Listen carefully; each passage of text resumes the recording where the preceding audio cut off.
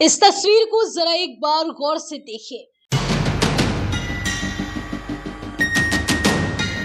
इस तस्वीर में एक दूल्हा दुल्हन बैठे हैं।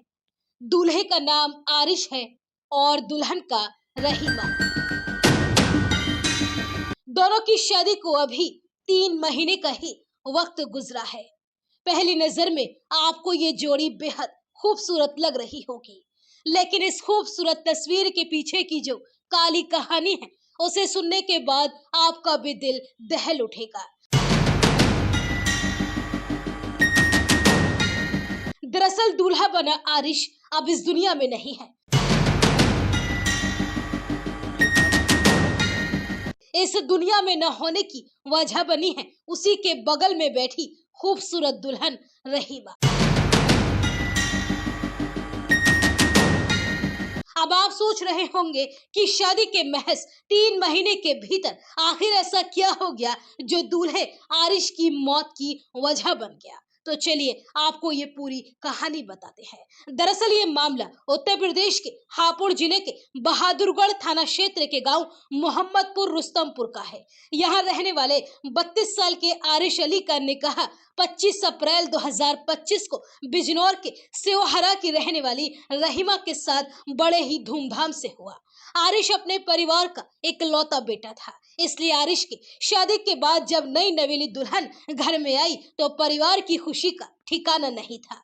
आरिश की माँ और बहन बेहद खुश थी। बहू के आने से घर में नई रौनक और चमक जो आ गई थी, लेकिन उन्हें मालूम नहीं था कि ये रौनक और चमक चंद ही दिनों की मेहमान है और ये चमक और रौनक मातम में तब्दील होने वाली है। शादी के चंद दिनों के बाद ही नई नवेली दुल्हन रहीमा का व्यवहार पूरी तरह से बदल गया। छोटी छोटी बातों को लेकर वो आरिश की माँ और बहन से झगड़ा करती और कहती कि मुझे यहाँ नहीं रहना, मेरी शादी जबरदस्ती कराई गई है। शादी के महज 18 दिन तक ही दुल्हन रहीमा अपने ससुराल में रही। नई दुल्हन के रवैये को देख आरिश के परिवार को लगा था कि नए घर और माहौल की वजह से दुल्हन को एडजस्ट करने में दिक्कत हो रही है और वो जल्द ही सबके साथ घुल मिल जाएगी, लेकिन उनकी ये भूल थी। और फिर 7 अगस्त की वो काली रात आई जब अचानक सब कुछ बदल गया। रोजाना की तरह ही आरिश खाना खाने के बाद बाहर घूमने के लिए गया और फिर अपने कमरे में सीधा चला गया और फिर गोली चलने की एक तेज आवाज सुनाई दी। गोली की आवाज सुनकर परिवार और आसपास के लोग तेजी से दौड़कर आरिश के कमरे में पहुंचे और कमरे का मंजर देखकर सभी लोग सहम उठे। आरिश के परिवार की चीख निकल गई क्योंकि आरिश की खून से लथपथ लाश उसके बेड पर पड़ी थी और पास में खड़ी थी उसकी नई नवेली दुल्हन रहीमा। परिवार ने जब दुल्हन रहीमा से गोली चलने की बात पूछी तो उसने कहा कि आरिश अपनी रिवॉल्वर साफ कर रहे थे तभी गोली चली, लेकिन आरिश के परिवार को दुल्हन की बातों पर जरा भी यकीन नहीं हुआ। आरिश को मेरठ के अस्पताल में आनन फानन में ले जाया गया, जहां डॉक्टर्स ने उसे मृत घोषित कर दिया।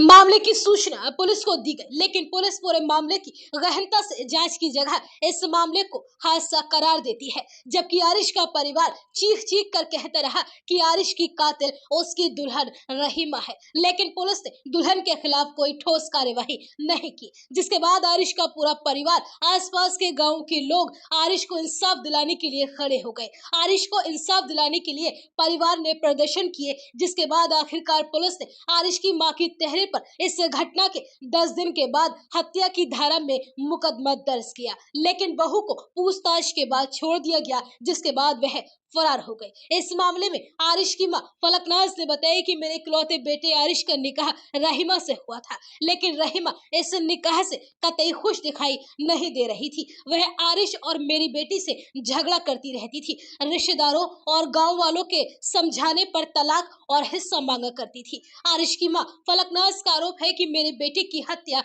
मेरी बहू रहीमा ने ही की है। इस मामले में मैंने 3 बार बहादुरगढ़ थाने में तहरीर दी, लेकिन मेरे बेटे की हत्या का मुकदमा नहीं लिखा गया। इसके बाद एसपी साहब से शिकायत की, तब हमारा मुकदमा 18 अगस्त को लिखा गया, लेकिन इंस्पेक्टर मनोज बालियान ने बहू से पूछताछ करके उसे छोड़ दिया, जिसके बाद से वह अब फरार है। बहू के खिलाफ पुलिस कार्यवाही नहीं कर रही है। वहीं रहीमा की गिरफ्तारी न होने से परिजनों सहित गांव के लोगों द्वारा काफी नाराजगी देखी जा रही है। हजारों की संख्या में गांव के लोगों ने मृतक आरिश के घर पर एकजुट होकर कब्रिस्तान तक कैंडल मार्च निकाला और रहीमा को गिरफ्तार कर मृतक आरिश को न्याय दिलाने की गुहार लगाते हुए पोस्टर भी ले जाते हुए दिखाई दिए। वहीं इस पूरे मामले में सीओ गढ़मुक्तेश्वर वरुण मिश्रा ने फोन पर जानकारी देते हुए बताया कि घटना के संबंध में मिली तहरीर के आधार पर मुकदमा दर्ज कर लिया गया है। आरोपी की जांच कराई जा रही है। मृतक की पत्नी से भी पूछताछ की गई है। साक्ष्यों के आधार पर जांच चल रही है